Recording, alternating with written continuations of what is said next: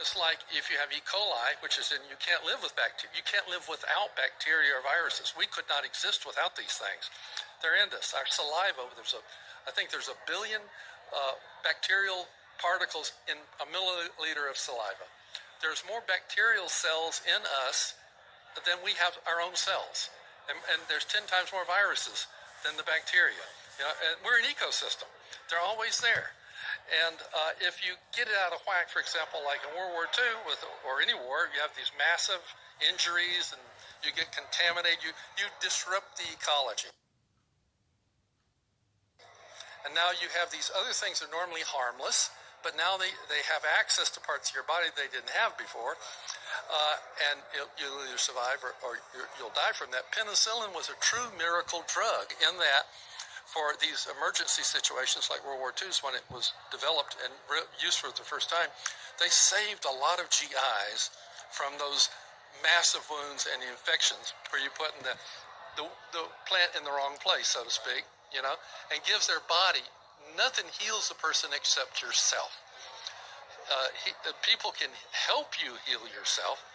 Trauma people and stuff like that, nutritionists can help. They don't heal you. Your body will do the ultimate healing. And this notion about pathogenic viruses, I don't think there's pathogenic anything in the sense that there's these evil things waiting out there to get you. They're looking to get you, So with that said, then what are virologists looking at under microscopes? What are they studying? Well, bacteria I don't dispute at all. Those are easy to see. You can see those living bacteria with a light microscope under the microscope. You can watch them divide. I have no doubt about the existence of those things. Viruses, I accepted what everybody did when we were growing up, when I was taught in school and everything about these viruses. They seemed to make sense. You could see these viral particles, electron microscope, and I just took it for reality. But then over the years, because of the AIDS stuff, I would be talking to other people, other specialists that I'd never had access to before. I listened to what they have to say. I'm not easily convinced unless the evidence is so clear, but I put a lot of effort in it. And I must say, over the years, I've come to seriously doubt this whole notion of viruses.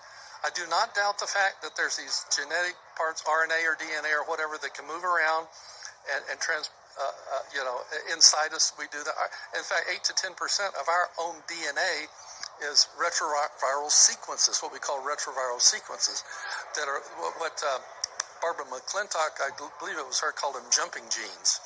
And then they found some other ones like that. They call those retroviruses. But I think that's part of us. I don't think they're real viruses. And they're mobile and they can move around on their own.